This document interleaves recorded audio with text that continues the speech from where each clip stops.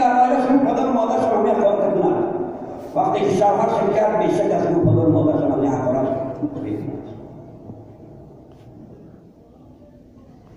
دختران تعلیم و تربیت برادران عزیز، امروز سببی طلاق شدن اکثر زنها و دخترها از سبب بی‌تعلیمی و بی‌تربیتی است. نه اخلاق مادی دارند و نه معنوی، نه اخلاقهای خانگی دارند نه اخلاق کوچگی. این دخترها رو نمیدونم در این طول 20 و 21 سالگی جا تعلیم دادن. بنابراین همینه که شوهرش میبره فقط طلاق میشه، شوهرش میبره فقط طلاق میشه. از روی چی؟ از روی یک هنگر. دخترها سخت تعلیم ده، دخترها آداب اسلامی نشان ده، دخترها از خدا و رسول فهمیده بچه میوه شوهر است و حق را بالای دادن، حقای زیاده دارد، حق دیگر از پدر و مادر بالاتر است. بچه شوهر احترام کن، گپگردانی نکن، سخنچینی نکن، گپبری و گپبیاری نکن، شوهر پس نزن، مال شوهر احترام و عزت کن، پدر و مادر شوهر احترام و عزت کن. بچم دیگر همه تو همان است، همه چیز و چاره تو همون شوهرت است. پیش من دویده نبیا. وقتی تو در نکاحی واسطی تا زمانی در نکاح شوهر تو مالی واسطی کنی. بنابراین در آن دکار میبینی که یکان شفاتی زن نداشت شوهرش گرفته به خانه آتش میروند، بعد کوی پدر و مادر دختر پشتی دختر که دیگه ماها نمیماند است که بعد پدر و مادر که دخترش خانه شوهر رو نه رو میزنه دختر. اگر میزنه هم نیکیش هم میخوره شکر که مالی خوشه دیگه حق نداری تو را در خانه رو معن کنی. بنابراین فرزنداتان به حیث مهمانی بیاید یک شب تا بیگاه ایستد یا یک روز تا بیگاه یا شب تا سهر ایستد، روز دیگر جواب بچه میرن خانه شوهر رو داخل میگه 20 و 25 سال دیگه سکر معنا که دختران را زندگی های ویران نکنید. السلام علیکم. در تاریخ میخوانیم که صحابه ها را بعضشان را در حالت نماز تیرباران کردند و از بدن آنها خون جاری میشد، اما نماز میخوندند و از نماز باز نمیایستادند. آیا خون طهارت را نمیشکند؟ مذهب ما را طهارت خون نمیشکند. در مذهب حنفیان و مذهب امام اعظم خون طهارت میشکند، اما در مذهب حضرت امام شافعی و امام محمد حنبل خون طهارت نمیشکند. برادر عزیز، بنابراین این صاحب مذهبان حضرت امام شافعی و حضرت امام محمد حنبل استنباط از همون صحابه‌های کردند که در حالت نماز خواندن تیر زدن شدن، خون از بدنشان جاری میشد، اما چی نمازشون دوام یافتن می‌کرد. اینا مذهباشون از همون استنباط کردند. بنابراین در مذهب حضرت شافعی خون طهارت نمیشد.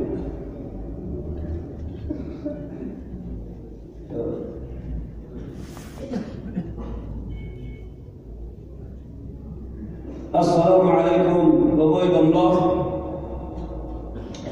من از شهر خمانتپه بار دیگر است که به مسجد شما جمعه‌خوانی می آیم. یک سوال دارم. من در یک خانه زندگی می کنم که دارای پدر و مادر و 5 فرزند هستیم. 2 دختر و 3 پسر. مادرم با ما پسران و دختران نمازخوان هستیم. با مهنت مادر جانم نمازخوان شدیم، اما پدر بینمازی بای بچه داریم که خیلی دولتمند هست. ماشین 80,000 دلار دارد و اما خدا ندارد.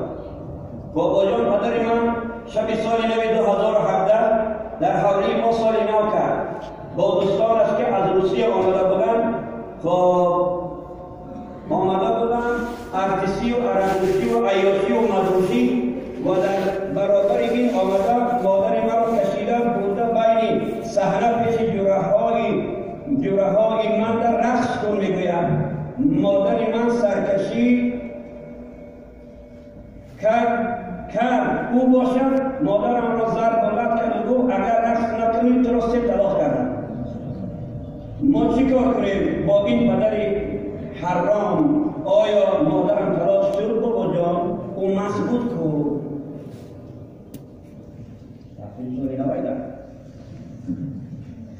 برادران عزیز، این را ناز داشتیم دادم که از بحیون کنیم داشتم. برادران عزیز، این لعنتی بای بچه ها هیچ گندمای حرامخور و همه ماشین $80 $80,000 شو و همه زیاد پولداریش میپره خیال میکنه که در دنیا خودش است خلاص. نه خیلی نیست. این دنیا در خیلی ماشین $80,000 و $1,000,000 نداره. اخبار نگاه کنید ماشین هاش $1,000,000 او بایای دوبای نگاه کنید چیزای حی میکنه که باید در حالت عمرشون حی نکنه. لیکن گفتی پسرش که به خدا نیست. این معنی نداره که انسان باشد و خدا را فراموش کند. لیکن این مرد دیوسی کافری مرتد که لعنت خدا و ملائکه ها تا روز قیامت بر بود، در برابری که جوانها و جورهاش از روسیه دعوت کرد که آمده سال نو قید کردن در حولی یک زن مسلمان، در حولی مسلمان نمیگوی کافر یا فکر جشن کردن، رقص و باده، عیاشی و ملوشی، زن مسلمان حجابیه خود که عیدش گرفته برای بین جورهای من رقص کن تا از فیگور تو و از قد و بستی تو جورهای من چرا کنه استفاده برد. 5 تا فرزند زن مسلمان که وقتی که به این فاسقی مرتد که وقتی نگیریم در برابر این چرا کنه 3 طلاق کرد. آخیر به طلاق شدگی است. حالا طلاق نداده بود، این طلاق شدگی بود. مادر عزیز، برادر عزیزم، شما به بدن تا این وقت زندگی کردگی. اگر تو در جمعه من که باشی صدای مرا بشنوید، ثبت کن این سخنهای مرا به این خر و این خوب برده رسان. این بای بچه زهری تنم میشه و پول مالات. حالا روز میشه که تو مثل قارون، روز میشه مثل فرعون از این دولت و ثروت و از این بایگری بیزار میشه لعنتی. حالی به ملک ما رو پروشا، حالا عزرائیل و سراغ بیاید، حالا روز در راه قرآن صدمه شوی که در درون ماشین مرده تا تیرما خورن، بعد حالا میبینی چی میشه حالا. زنی مسلمان به خاطری گپی تو خر خوب خیز نگیرفتن که طلاق دادی. اگه تو طلاق نداری تو زانیهی، تو فاحشهی، تو بدبخت. بنابراین اکثری انمی باید بچه ها انمی حکم در گرفتارن. این دو سنبول کشتشه که میآورد دیگه به همین خلاص همه را فراموش میکنن. کجا دنیا و کس جای سرور است، متاع زندگانی سرور است. کجای دنیا جای شوق و ذوق و برای استراحت و استراحت عیش نوشی که تو کردی، هم از زندگی ماندی، هم از زن مسلمان ماندی، هم از خانه و در و فرزندای مسلمان نمازخوان ماندی. فقط جای تو یک جاست، خبری تنگ و تاریک و عذابی زمان زنده دوزخ است. لعنتی خداوند تو را خار کند. خدا تو باید انسانها را از جامعه دفع کند و برداشته گرداند. سگای مردم.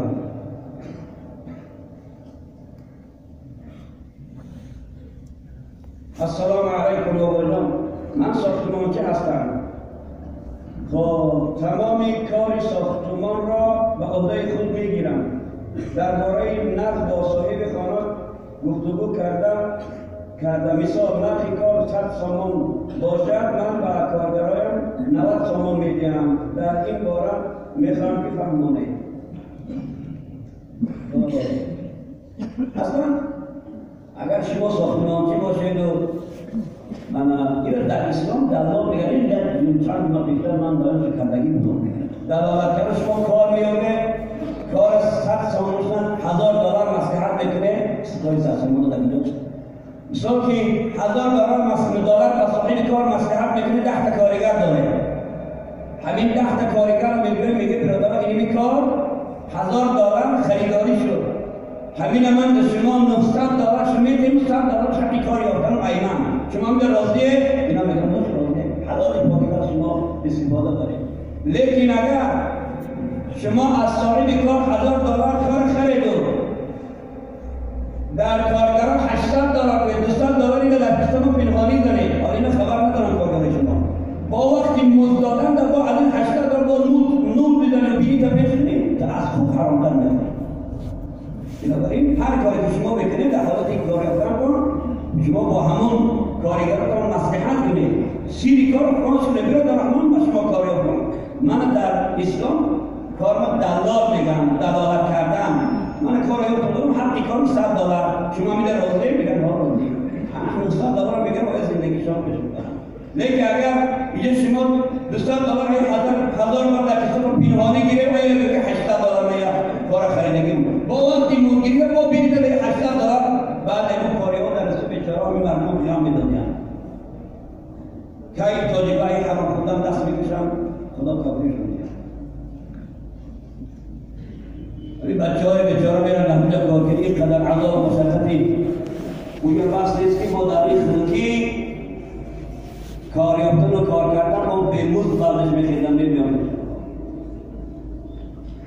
السلام علیکم دوستان مخلص دائمی شما از وحش در جمعه هر جمعه به مسجد شما میآیم در سلطان کبیر سودا میکنم با چند برادران یک چیز را پرسیدنی هم که یک زمان من زور بودم که دور دست بیمندم زور الله هست چی؟ یک پرسه دور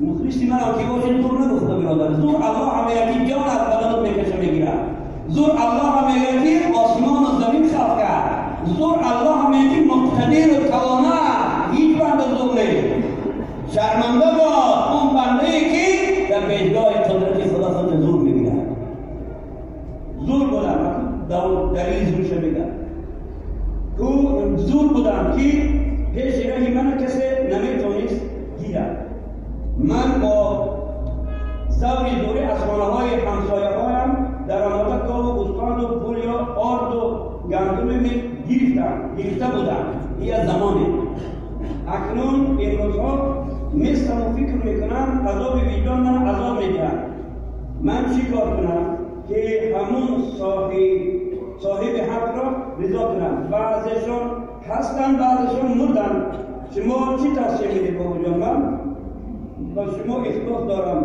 گوید من در همین جایم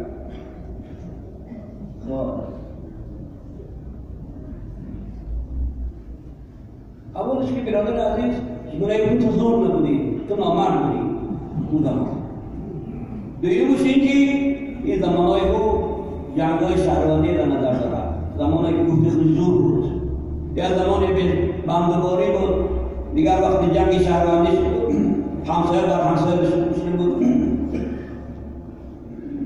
در آمدن خانه های همسایه ها را غارت کردن مال و ثروت و گندم اینها را گرفتن پول و گوسفند آنها را خوردن اسکما را فربه کردن که این بود پشیمان شد برادر ما را خوشا بخواهد تو از این کاری کرده که پشیمان شده باشی کاری هم که باشد چی مبارک مردی هستی تو امید دارم که من توصیه های خوبی برای تو میتونم اگر اینجا باشی زیر نشو بعد سخنهای پس یا بعدم که من تو را میزنم تو زیر نشو حالا که اگر ما چیزی بگویم برای تو کم از برادر عزیز وحشی لیکن این سخنها را با خودت و به همسال خودت برادرهای زور برده برای سلطی و نام میکنید بکنم اول اون کاری که شما در اون زمانهای گذشته کرده که دزدی میگن چون دزد بوده شما دزدی کرده ای خونه همسایه در آمده گوسفند شد دیدی اون بیچاره را ترس کنی گریزش کردی خودت در آمده گندم چه بردی آرد چه بردی پول چه بردی خانه و درس خوردی استفاده بردی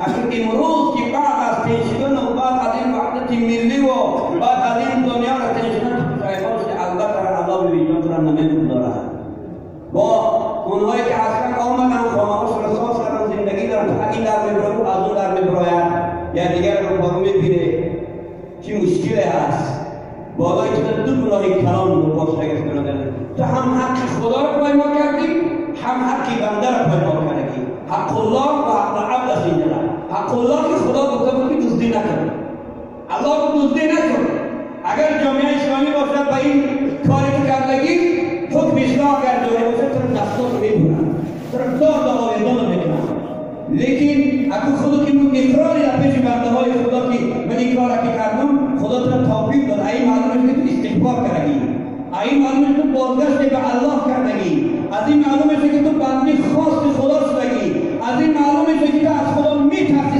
از عذاب قبر میترسی از این کردن پشیمان شدی امید دارم خدا توبه را قبول کنه امید دارم که خدا استغفار را قبول کنه تو از بندگان نزدیک خودش قرار داده است تو حق خدا را پایمال کردگی استغفار کن انشاءالله خدا میبخشد. لیکن حق العبد خدا نمیبخشد. حق بنده ها را خدا نمیبخشد. اگر دزدی حق خدا را دزدی نکن، خدا که بخشاید صاحبای علمی گندم و مال و گوسفند و پول نمیبخشند. روز قیامت خزینه آخرت از دوسته صبر کرده میشد. وقتی که تو در میدان حشر پروردگار خیز کن تو های زور خیز اینجا لکنان، وقتی میخیزی در میدان حشر از عرق شرم تا بطور روی نفت و راکنده سینه در درد میشی. پروردگار تو را با همسایت رو پارو میکنه. مالی تو را انحمی خبیث تو دیده بود، تو چی دعوا داری در خدای بود؟ علی مردی مسلمان میگه خدای هیچ دعوا ندارم. من یگانه دعوا میگه اگر یک خیر خوبی داشته باشد خدای خیر خوبی سگیر دارم که هر گناه داشته باشم مقدار پول و مال گناه نگیرده در بالا شما پرورده. وقتی عذاب خدا نداری، عذاب خدا سخته. توصیه من برای همین است که حق العبد برادر عزیز، اگر خانم‌هایی که هستند حالی هستند زندگی دارن، همون همسایه ها، همون کسایی که در روز گاو گرفتی، بوسخان گذاری، پول گرفتی، گندم گرفتی، همون قدر مقدار تو میدانی خودت که از خانه کلام همسایه چیز گرفتگی، همون قدر مقدار گاو باشه گاو، بوسخان باشه بوسخان، گندم باشه گندم، پول باشه پول. بوده دستان گوش میتی برادر جان، ما احمقی داریم، همه هم وقت گرفتیم این ما تغییر در حق ما بخشش کنیم، ما را حلال کن یا دیگر بخش که بندگی است. و ایده من میگم تو بگوری پجای خودت ما شرمنده نشد بودتشن. اگر نباشن، اگر بیپرتن مرده باشن، وارثاش باشه، وارثاش در بودتی بچه داره، دختر داره، امان داره، طلا داره، وارثای خود بوده. اگر این هم نباشه هیچ کسی نداره، نه وارث داره، نه امان و طلا و فرمانی چی نداره. شما همون مقدار پول یا مال یا گندم یا گاو یا گوسفند میگیره صدقه میکنه، نیت میکنه پروردگار را من اینمی گاو از نام فلانی صدقه کردم میشه، ثواب در فلانی هدیه کردم. بعد تو در پیشگاه خدا از عذاب خدا خلاص میگه الا حق عبد میسکر نداره. حق العبد هیچ هم نمیشه. حضرت مولوی پیر ما میگه من این از معدن خواهم نمیتونم خبر کنم. حذر کن گر حقی مردم بود خاص. این مردم ای حقی مردم حذر کن که اگر یک خاص باشد. حذر کن گر حقی مردم بود خاص در آید عاقبت در دیده ای کس. حقی مردم دهد لذت بکامد گلوگیر است در روز قیامت. این مردم گاو خود گوسفند خود با لذت عزیزان و کودکان صاحبای حق در کیم بجا در بدن و خانه به خانه و شهر به شهر مهاجر و مسافر شده گشتیم. لیکن ما یک کسی دیگر چگونه تو دزدیدی از خانه مردم بسم الله الرحمن الرحیم گفته خوردی؟ چگونه تو را وجدانت کرد اجازت داد که مال همسایت بسم الله الرحمن الرحیم گفته خوردی؟ حق مردم دهد لذت بکامد گلوگیر است در روز قیامت. روز قیامت گلو تا میگیرد، الان گلو تا گرفتد، الان پیش رهی نفس بگرفته ایستاده. گلوگیر است آخر حق مردم به جان خویش کن اینجا ترحم. انا سخنی برادر حق مردم گلوگیر است. ای مرد که خوب حاضر به جانت رحم کن، حاضر ترحم بر جانت کن. روان از دست خصمانت دو ریوان رهایی خواست امروز دست آسان. اگر شما صاحبای حق امروز حالی نمرده به حقش رسانه انشاءالله در پیشگاه خدا شما خلاص باید. و فردا نیست مال و پول و گندم. آن وقت میموری دیگه پول نداری، مال نداری، گاو و گندم نداری که حق صاحبای حق داویا از پول و از مال و از ثروت بگیری. و فردا نیست پول و مال و گندم دیگه یا بی خلاف از حق مردم. یا نداری پول و مال که تو بچی از حق مردم خلاص بگیری. بگیرد صاحبی حق طاعتت را مکن دشوار روزی ساعتت را. انا او حالت صاحبی حق دیگر بخاطر حق اونم برای خود خلاص کردن از دوزخ شو میکنن. طاعت و عبادت و بندگی تو را میگیرد. روز حساب تبدیل نکنید.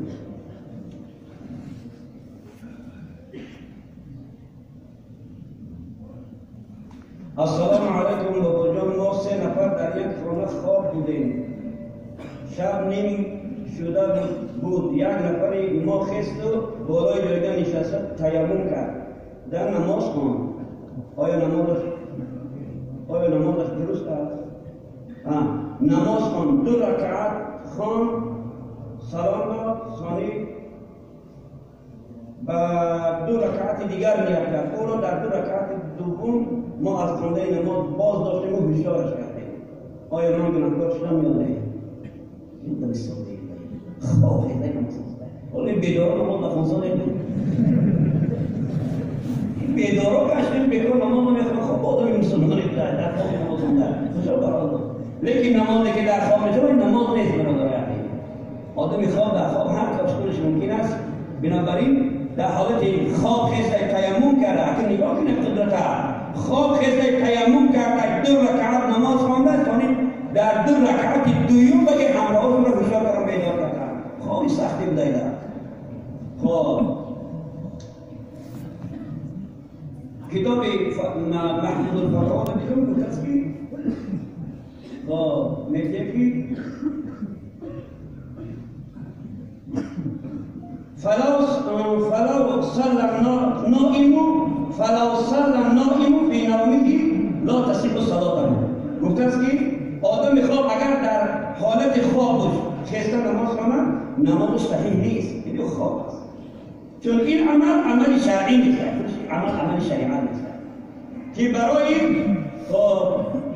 قطع کردن شما گناهکار. یعنی که آدم خواب است، عمل شرعی نیست. یعنی اون کسری داره بعد این خواب است. بعضی ها در حالت خوابشون میخیدن رخ میگردن، بعضی ها در حالت خوابشون رقص میکنن، بعضی ها شعاری میکنن. خواب طلب تکلیف از بالای 3 کس پیغمبر خدا میگه برداشتگی است.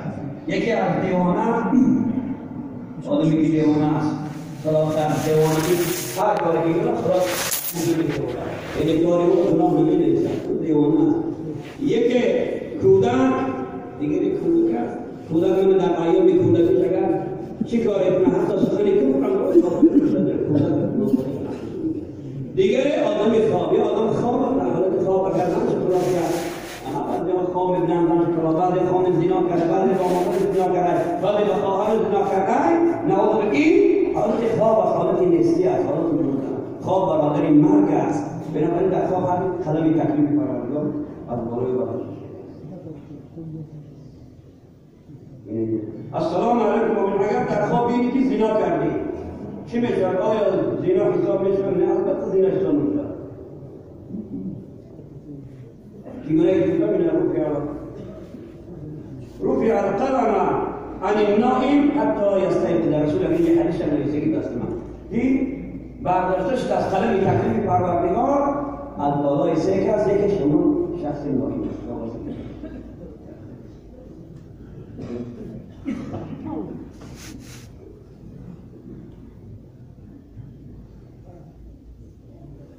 السلام علیکم. اشان داملا و سوالات رو جواب بگید. یکم اکرچکه ها حلال است یا حرام؟ یه حضرت ها بود دگم رو داره دولت داره که اگر 10 بار 100 بار تکرار کردن. من 10 بار گفتم که اکرچکه هایی که امروز در تاجیکستان ما آماده ایستاده است تحقیق کنید. مرغا میبینن، گوشتان میبینن. حالی که نامون اگر نادمانه در این جایه دیدم در جان نشان دادن که سپاه شجری که از کجا می آمدن، شجری که خوجندی پیش خر بوده. این تحریر دادن به مراد گوشت خر. این خوجندی های خرسار با میخوان که با اینها را خرسار کنند. یک سقی همون خوجندیش چی میگن؟ شجری که همون کلام دست خیلی من نشون دادم خیلی کلام برای تحقیق 1 هفته که کوچا دارم اینم خیلی کلام 1 سقیش 10 سو. این گوشت 36 سو، گوشت 35 سو و یک سی گوشت قبل کلام است 10 سو. همین انصاف است. با نشان میتونیم که در حال شاگردای با آدم هم تماشا کنم اینو دیدم بچه‌ها با میپرسن که ژورنالیست که اینا رو خراب را چند سنه میشه 52 سنه هر یک را میشه در گوشت تاو کردی اونایی که ششنی که خوجندی میتونه احتیاط میدونه داره باید میخوایم لازم میتونم شروع میکنن و بگین این گوشت خراب ده دوستان پیدا کردشون اکثری ششنیگاه خوجندی ناموشون علیش کردیم برای این ثبت در اینترنت آمدن. اکثری چشمیخانه های من میدونم نامش علی شهریوانی شامل کرده آسیب شنفور شدی کسافت ها را این مردم خود خرچ بگه باید برو پشت خرچ که خرچ نکنه. دویم مسئله عبارت اکرچه هایی که این روز آمده ایستادن شما تحقیق کنید. اگر مالی مملکت های مسلمانی باشد مالی مملکت های مسلمانی این ما از استادا و از همون بزرگا پرسیدیم و فهمیدیم خوابیم همین جواب شد. اگر از مملکت های مسلمانی باشه امثال ایران و مالزی و ترکیه و دیگر سعودی و دیگر جهان اگر از همین مملکت های مسلمانی باشد لااقل تمغه‌ای زبان حلال داده باشد بالاش نوشته شده باشد زبان حلال به طریق اسلامی نوشته شده باشد اسلام ظاهری نبود مسلمان ظاهری شده او را حرام نمیگیم و کسی اشتیاق کنید خورد کسی تقوا دارد نخورد یا اینکه من این حسیب‌ها و چیزهایی که می‌برد از تاجیکستان مثلا مورد کامبینه خودم می‌برد یا که بعضی حسیب‌خانه‌های خودم می‌برد تحقیق کردن و دیدن دشوار نداره برادر عزیز. یا باید همون شیخ‌های همینا را که می‌پذن و می‌کنن شما یا باید ببینید همه چی استفاده می‌برن. اگر یکان مواد حرام استفاده کنن بگید که حرام است. اگر یکان مواد حلال استفاده کنن بگید که حلال است خودت گیرد. لیکن ما از این منبر نمی‌تونیم که عامه مردم خودش حرام شوه. یعنی بازوی عام شاگرد برادر عزیز. ما رو نمی‌تونیم برای حجت نداره برای حرام بودن.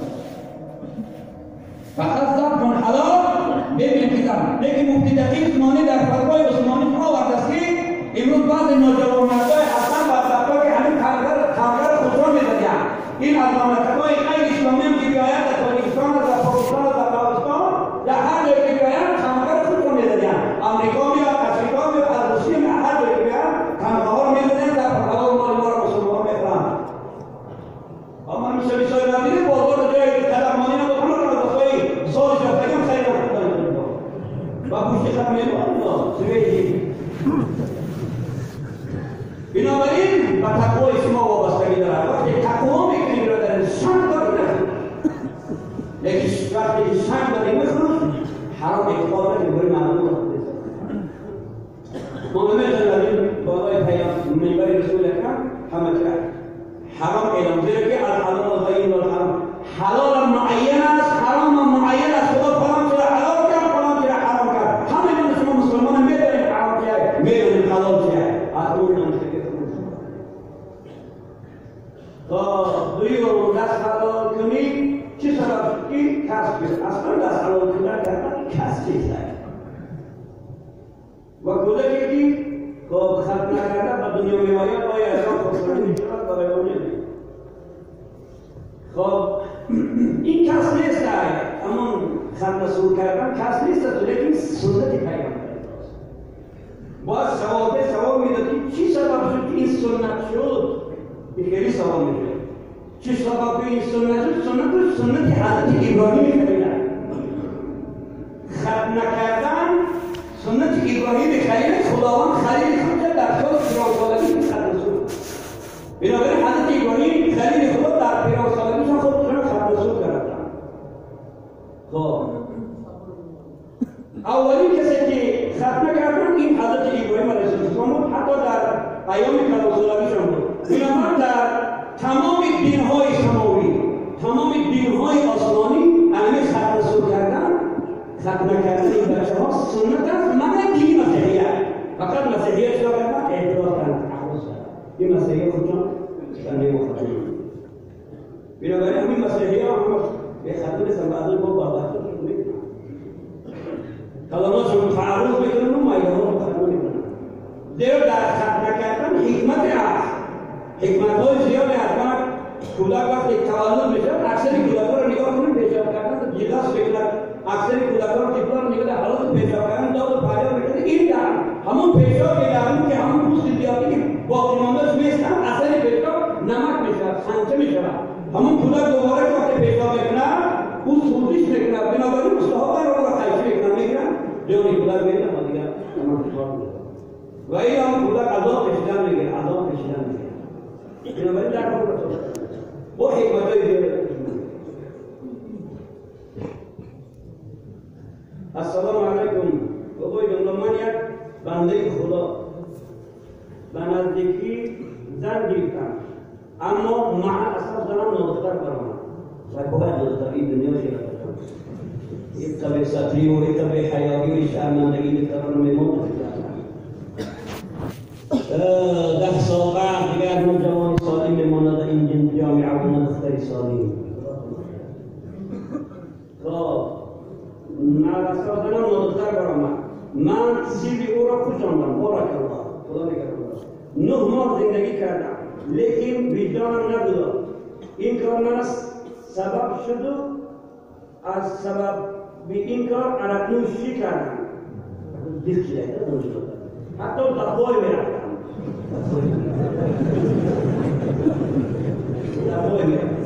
روز اولادم نیستم من خبیدم چنان را دکوب کردم و طلاق زنم قسم دادم. من قسم خودم اگر دوباره عرق خوردم زنم بر من 3 طلاق با خودم.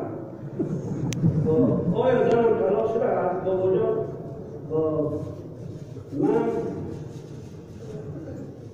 من زنم را دوست می‌دارم. من در نمازهای شما دائمی هستم. چند دفعه اگر مرد باشه او خیلی لیکن همیشه نظام رشمه میدانم این کار شما را سبب اذیت و آزار می‌شود. به کار عجیبی کرده می‌آید عزیز من، زیرا که ما چندین بار با مصلحت استادا در این باره بحث‌های شدگی از استادا با ما درس هم آموخته بودند. در درس‌ها خوانده که همه زنها را سبب باقی‌ماندنشان از بین رفتن اینا فاحشه نیستند. این سبب نمیشه اینا فاحشه شده باشند. باید شما تحقیق کنید. اول هر کسی که زن میگه با آزادش شبیه اول همیشه نادختر رو کلام نکرد. باید سبب که سبب ریزاندن آب روی والدین‌ها نشود، پدر و مادر نشود، از آزار و اذیت نشود. زیرا اینکه زن‌هایی هستند که از زیاد رفتن خون حیض پرده‌های باکیرگیشون از بین می‌رود. این خون حیض هم پرده‌های باکیرگی رو فرسوده و از بین می‌برد. بعضی از اینکه ساعت شبانه‌شون می‌گذره 20 درصد 25 30 و 40 درصد خود خود خانم تکرار شده. 40 درصد خود خانم تکرار شده. اما از زیاد رفتن خون حیض، از برداشتن یک باری وزنی، از خریدن یک جواری کلافه که دکان می‌پرد بزرگ می‌زند با واسه می‌زند، این حالت ممکن است که همون پرده‌های باکیرگی دارند. بنابراین همه این زن‌ها فاحشه نیستند که در آینده وقتی شما می‌گیرید تحقیق کنید سبب آزار. یعنی بچه‌ها که 9 ماه بازمش انا زندگی کرده 30 زن رو پوشانده هیچ براش ندادن، لیکن از همون اون غذا کرد و بچه زنی من دختر رو آمده عربی کرده و بیزنی دفعه می‌رفتن. این دفعه شدید کرده. انا تو از دفعه می‌رفته بود است و همین خیلی تواری دارد نور رو تایدار کردن و قسم می‌شدن که اگر دوباره خوردی و بدن طلاق شد دوباره خوردن 3 طلاق خیلی خوب لیکن من طلاق شد باشم. لیکن به هر حال من دیگه از شنیدم که پیداره خورزیان را وقت خوب قاضیان من شنبه قاضیان را پیش جای خانه را هستن بسیار اونجا شورای علما هست و اونجا جای فتوا هست و اینا شما دو راه مکان فتوا از علما فتوا گیره شاید که اون را بیان بزنم که دوست پیدا شده باشی با چیکار کنم طرف فتوا کنم من همون قسم میگم اینجا یکی عرب میشه بس اون بدبخت عرب میشه بس این عرب دو کی طرف این دعا رسونی عرب دو کی طرف آدم زمین از بین دور کرد عرب دو کی زندگی طرف بمار کرد دل داد عرب دو کی طرف از دم محکوم کرد این عرب است از عرب میشه دست کرد توبه نصح کن پیش هر داملایی که میری را فتوا کی برای زندگی در پیش داملا توبه نصح کن از عرب میشه دست کرد بیا زندگی حلال و سالم کن. السلام علیکم بابای داملا مادر 75 ساله دارم. خب وقتی هر نماز قضای گذشته میخواند نمازهایش را همه رکعتش را با سوره خواند یا بی سوره یا مثل نمازهای ادایی در باب نماز قضا میگفته بودم قدم دیمه دیگه فرق نداره این مادر 75 ساله نه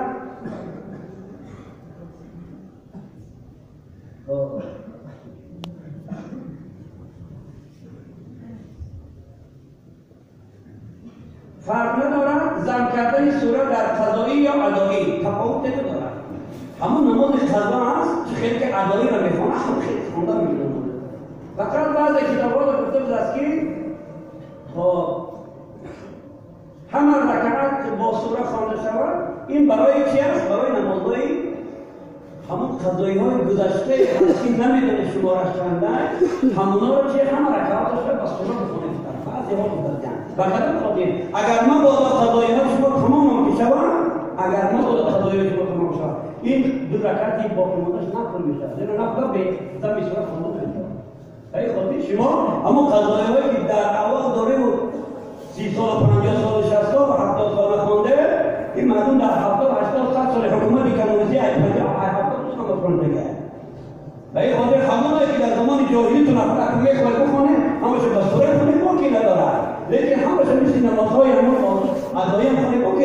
اگر زمین سوره کرده مبادا قضایی های شما تمام کشید، لیکن حالت میشه نمازهای شما نفل میشه، نفل بیچی میدن میشه.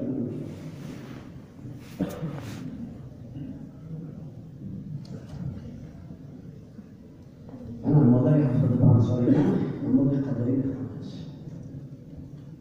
خشوا بحال جاي مدري عزيز خدا توفیق داد توفیق مفاد شدن خدا داد قضای خدا رو میخواهی کنی خداوند اون قدرات که نبوه 75 سال دیگه عمرت یکی همین قضایات به حضوری همون در پیشگاه خدا قدردان نکنی باور کنید انسان در پیشگاه پروردگار همه سوال جواب بده میکنن غیر نماز، همه سوال قدرت جواب بده میکنن غیر نماز، که اگر یک نماز قضاش یک رکعت نماز قضاش جواب بده نمیتونن در این درمانده میشه.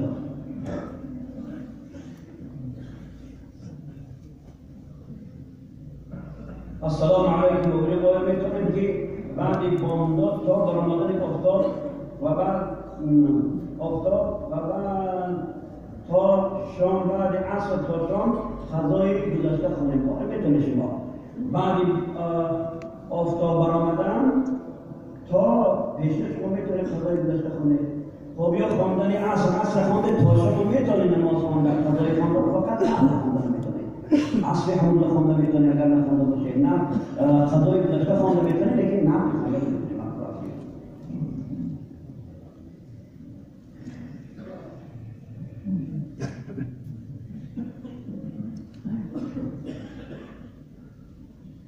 السلام علیکم به حضور خانه کعبه اول کی بنا کلمه در باب ساختمان کعبه مفصل دو جمله صحبت کردیم. اول کسی که خانه کعبه را ساخت حضرت آدم علی نبینا و علیه السلام ابوالبشر.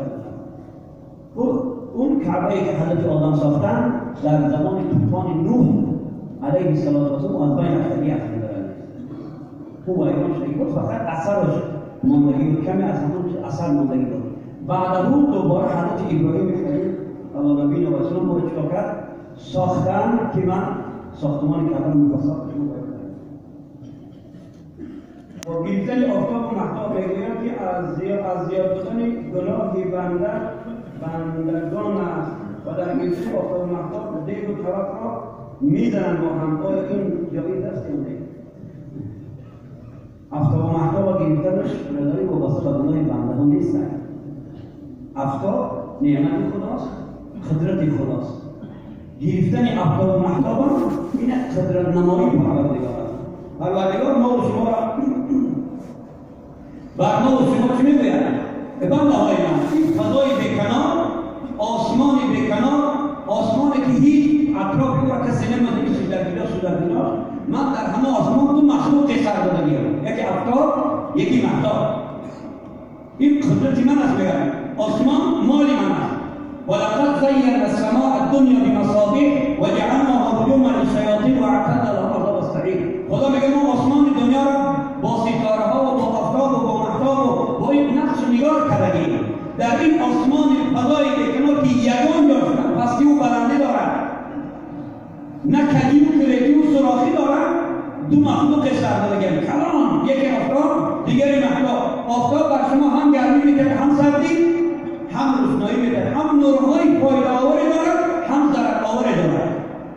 بنابراین در کتاب‌ها در روایت‌ها می‌خوانیم که اگر در افکار آب بمانند، در افکار آب بمانه، روش روی باشد، کشاده روی، اما آب کشاده باشد و اون آب طهارت کردن بعض فقیهان مکروه است. علتی مکروه بودنش چیست؟ وقتی سحر افکار می‌گویند نورهایی در آوری زیاده دارد که همون نورها را در آب شما می‌دهد. هر آبی سر پوش ندارد داخل او پر از همون نورهای در آب می‌شود. اگر شما با همون آب طهارت کنید، وضو کنید، غسل کنید، آبادی کنید، شاید بدن شما پیس شود. یعنی انسان با کسری برست، با کسری سفیدپوستی آورده می‌رساند. بنابراین آب بالا بیاد. پوشیده باشد و با گرمی آفتاب گرم شود باکی ندارد. لیکن کشاده باشد بسیار. خب محتاج باشد که شب و روز باری میکند. یک پروژکتوری کلان در آسمان روشنایی میکنه، عالم همه از روشنایی او چی استفاده میبرند. اون نه نیاز به گس راهرو دارد، نه به چی به این گس‌های منیجه. اون با قدرت پروردگار روشنایی میدهد. او نه آب در طرف نه سیم، نه چوب‌های سیمان میکنه. هیچی نیست. دویون گرفتن افکار و محتوا و مصطبه این ندارد که زیرا که این چی است؟ قدرت نمای پروردگار. یه روایت را از کتاب ها دیدم، رسول اکرم صلی الله علیه وسلم فرزندی داشتند به نام ابراهیم که 1 ساله و 6 ماهه از دنیا گذشتند. از ماریه قبطیه بود، از همان حضرت ابراهیم رسول اکرم صلی الله علیه وسلم 7 فرزند داشتند از خدیجه کبرا و 1 فرزند از ماریه قبطیه به نام ابراهیم بود. همین 1 ساله و 6 ماهه از دنیا گذشتند، یا 8 ماهه میشه، همین زیاد از دنیا گذشتند. معلومات همون شب همون خداوند آفتاب خیره کرد. وقتی آفتاب گرفتن، آفتاب خیره شد، تاریک شد، مردم هر خیلی سر صداها برآوردند که گپ‌های بی‌دلیل دادند. من بچه پیامبر خدا از دنیا گذشت، در ماتم او خداوند چیکار کرد؟ آفتاب گیری. این اصل شرعی ندارد. این هیچ اصل شرعی ندارد. یا که بعضی حالات میشه اون بچه یا شیطان جوان بمیرن و خانواده یا که بارون بر خدا نمیخواد. نه این بچه نگاه که فضیلت از نور نه خدا گیره کرد از آسمان گیره داره بارون برسه. اون بسیار کرد خدا برای بچه رو گیره میکنه. این لو خدا هزار بچه رو میکنه چرمش نمیپره. او باندی خدا تو رو نمیشه تمام شد مرد را خدا گیره نمیکنه. خدا از گیره کردن ممنزه از این مال دنیا را کل من علیه حکام همه رو میکنه چرمش نمیپره. بنابراین که پای به اصل نده او مردم رو میشه بودن بودن بچه محمد صلی الله علیه وسلم رسول اکرم بچه جانمون خدا من آفتاب گیریم تاریک کرد دنیا را رسول اکرم شنیدن برابر دویدن بالای منبر برامی الله ای مردم این سر صداهای گپای نامعقول بی‌دلیل که شما نسبت این گپای شما درست نیست. آفتاب نعمت خداست، آفتاب خلقیت در اختیار خداست، آفتاب قدرت خداست، گرفتن شد این قدرت خداست. خدا با این نشان دادن قدرتش ایمان شما را بالا کرد که بنده های من شما ببینید که خدا قدرت دارد ان همین محتاب و آفتاب که در یک فضای به کنار میگیرد گناه نمیدارد. گناه آفتاب و آفتاب این است که شما در روشنایی میتید، گرمی میتید، سردی میتید، برف میتید، باران میتید، من همین از آسمان سرپوش میکنم، محو میکنم، نابود میکنم، قدرت دارم. شما هم احتیاط کنید که شما را مردر میدارم. این نشانه قدرت دارد. دیگر در هیچ جمعه شما را بکنم. لیکن این عالم ایمانی ستاره شناسای دولتی و دیگر چیزا اینا میگن که رخ دادن گرفتن واقع افراد محتاب این عکس زمین اینا اثبات علم است. این زیان ندارد. این یکم پیشگویی نمید. این اثبات علم است که عکس زمین در افراد یا محتاب یا عکس محتاب در افراد میتوان اینا اثبات علمی است واقع ندارد.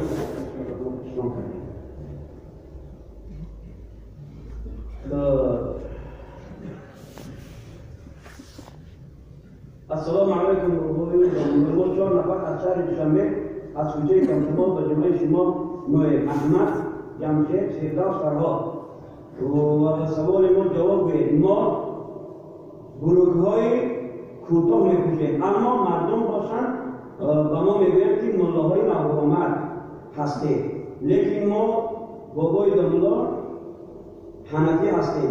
التماس جواب بدید. ما نوا را به آنها نشان میدیم. خدا شما نگهدار. بلوکای کوتاه اصلا همین شیر مرد باید تا نیست بیساخ شده باشد. هم گذشته ها ما مستفیدا شایخا کلاما پدرها ما ادارای تیم داشتن و ادارای پیرد احمد بیدن بالای کاکی پرشنده بود. اداری مرد باید همون قدر باشد. اگر بیر پرده بازرده تا بودیده که باید باشد مباح است. تا بالای نیست بیساخ بودیدن کاکی پایی سنتی پیغمبر. اگر ما بالا درستانم که باشه تا بودیدن پایانم باید تا بودیدن باشه این هم مباح است باقی ندارد. لیکن از بودیدن که کنم که حالت حرام این یک مسئله. دویم مسئله که شما را الله های نوبرامد میگن یا بعض مستفیدای احمد که هستن که این چیزا را ایراد میگیرن اصلا اون جاهی هستن. اونا باید این بروکای کینسی نوبرامد را ایراد میگیرن، باید این سیگاریت ها را ایراد میگیرن. با اصطلاح سیگاریت نمیگیرن بروکای تنگی جذاب و اذیت دهنده و آزار دهنده است که در نماز در جمعه میآید، در جماعت میرود بچه مسلمان با اون بروکای تنگ بسیار و جذاب یا سایده میگیرد میری بدنش میتواند. باید اونها را اعراب میگیم، باید پاچه درازه را اعراب میگیم. پیغمبر صلی الله علیه و گفتن که پاچه دراز ایزار دراز یعنی مراد از پاچه دراز ایزار دراز همون شیری دراز خدا در دوزخ میسوزاند و نماز این نوع انسان معلق بین زمین و آسمان میماند. خب وقتی که اینا میگویند که این چیز سنتی پیغمبر خداست، اعزای کوتاه پوشیدن مردهای مردها میگویند هیچ وقت پیغمبر خدا چنین پیغمبر خدا همون جنس را پوشیده بود. خودی خیلی نیست که رو داره. رسول اکرم صلی الله علیه وسلم فرمودند، من دلیل شما وارد هجرة المؤمن الى نصف الساقين، حديث امام احمد. هجرة المؤمن الى نصف الساقين، ايضاء المؤمن كيفية ايضاء المؤمن تا نصف ساقين، يعني طوال خطبه.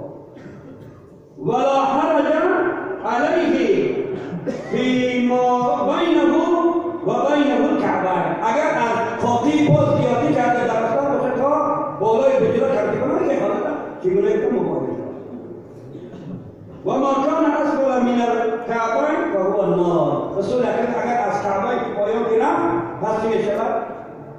خواهی نخواهی که کنچه دران از دوزخ را میسوزند، زیرا که این از روی چی بریده شکل میدهد. سنتیش گفتم تا خواب نیست میساخت، مباح گفتم تا بالای بجرد، از اون درانش حرام شک بریدن است که بدارد. اگر که نمیبره اگر پوره در نظر شما همون بروکا ممکن بیزه کنه و ممکن شما را زینت کنه دیگرون کنه او را در حالت نمازان حرام برمالا کنه. همین برمالا درازش حرام برمالا کردن مکروه تحریمی با این هم یقین داره. برمالا کردن اصلا مکروه تحریمی شک باید از نیفا باید از بالا تحریمه که از بالا تحکرم میشه سوالی جوانای علی از بالا همین جنسا را بالا تحکرم میشه نمیشه او خیشتن بداره او بجای چنان داره که خیشتن که او چه همون تصمهی که دنیا تکام هیچ بداره او اون بالا. اگر بالا کشی در نماز نمیتونی رو توقعی نمیتونی سایده کنی آزار بشه تنگ است. بعدی پدرهای مسلمه همون بروکار ایران میگفتن که اروپایی بود از مسلمان باید لباس کشاف بشه. همین بروکاری که همین بود جوانای همین لباسای تند و جذابی که جوانای ما میپوشن یه برادر از روسیه آمد بود از در همون بچه‌های روس نمیپوشن. مردمی روس لباسای کشاف خودشا میپوشن اما همون تندا رو دنبال تاجیکا فرستادن اینا پوشیده کشید سبب آزار و اذیت. این از لحاظ طبی هم داره انتقام داره. بنابراین ایران میگیرن. السلام علیکم و ایشون درباره دایوس بودن مرد با ما صحبت کنه. میگوید که اگر زنها به شوهرانشون خیانت کنند او را دایوس میگویند و اما زنی که بی صبر به کار میرود یا بازار رود شوهرش برای رشت نکند این مرد چی است؟ اگر زن خیانت کند در شوهرش خیانت همین زن شوهر نداند بده خیانت کرد. شوهر خبری ندارد در پیش شوهرش که زن چنان ملائکه چنان یک زنی همین با آداب و با اخلاق است که حساب بشون اما که مرد که بدر برد زن بدر پیش است دیسکوتک، بازار، تماشا، راحت. اگر همین خیانت‌های شوهر زن شما شوهر دایوس نیست برای لیکن اون نمیدونن دایوس نمیشه.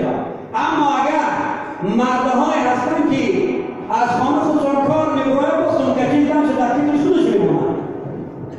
دامادای من هر کسی بیاد پرد را اسرا بوده بود بیاد. آنی میگه دایوس میگن که در دانستن خیانت زن رشت ندارن. به پروا میگن.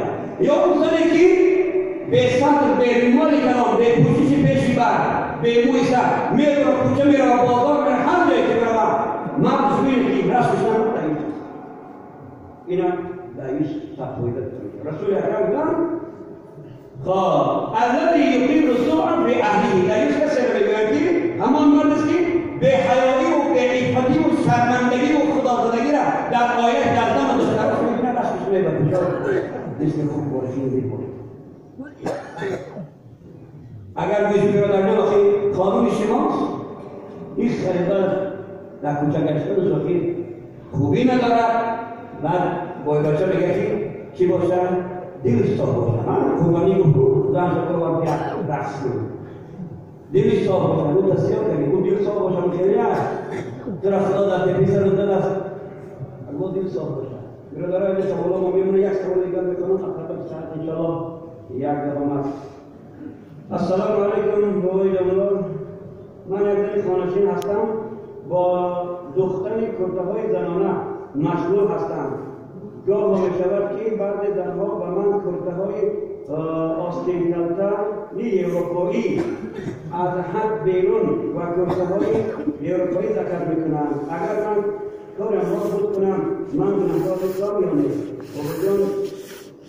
با برنامه میگویم که از این کار از این کسبت دستکش نکن. یه زن میآید یه زن خانشین موزنفت است یا این زنهای اینتلیگنت ما کردوی و سندران نمیپوشن کن آدم آزاد شده گیم حقوق زن و من برابر است. باید هر خیلی لباس بشن دموکرات آزاد باید اینا خیلی زندگیشون رو بینن.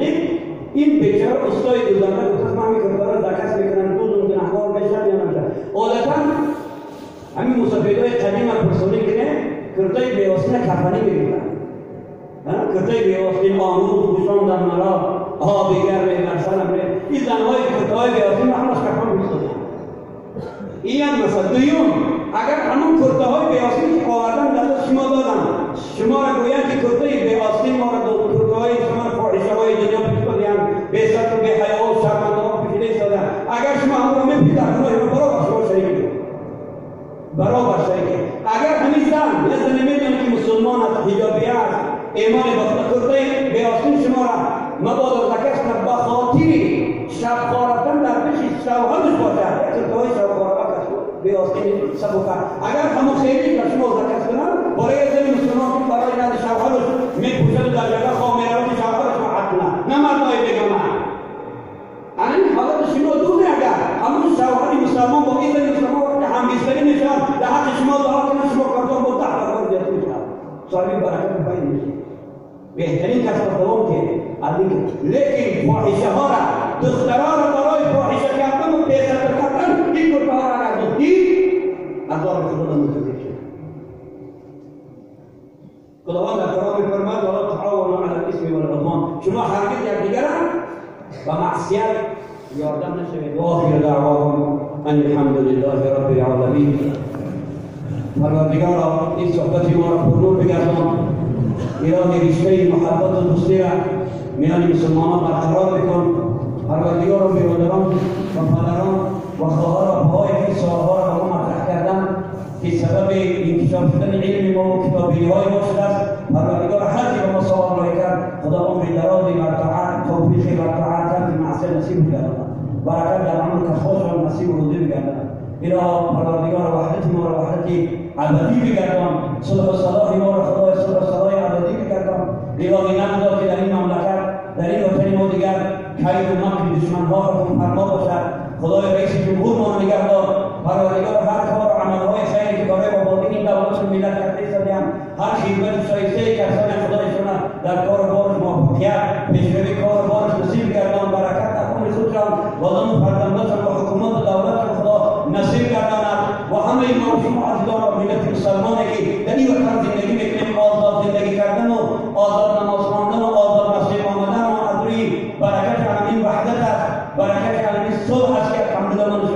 در مسجدها که خانه خدا هستند میشینیم و که با هم عبادت و بندگی خدا میکنیم. پروردگار در این مسجد مدرسه‌مان شده و آباد نگهدار. پروردگار تمام حکومتداران چگونه از رئیس جمهور سر با رئیس‌های نافی و با رئیس‌های جماعتی خدمت مردم کرده خدا توفیقی بر طاعت ترک از معصیت نصیب و روزیشان کردن. ربنا آتنا فی الدنیا حسنة وفي الآخرة حسنة وقنا عذاب النار برحمتك يا أرحم الراحمين.